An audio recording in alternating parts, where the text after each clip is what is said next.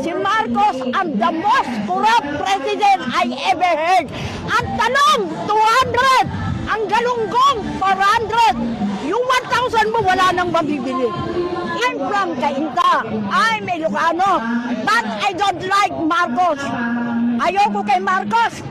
The most corrupt president. Kahit wala si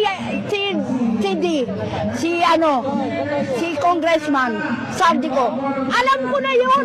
Katangan ninyo, sino pumirma ng GAA, BICAM, May Blanco?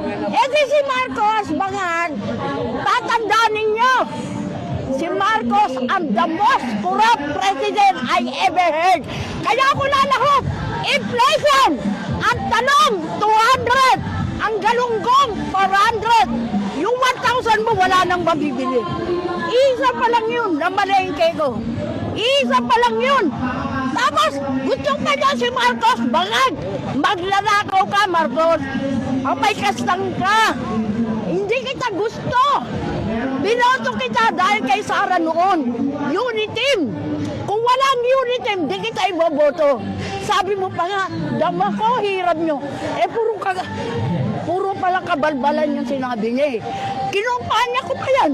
Nagbayad pa ako. Kasi dahil kay Sara, kung hindi nagpabola si Sara, o nasaan na si Sara,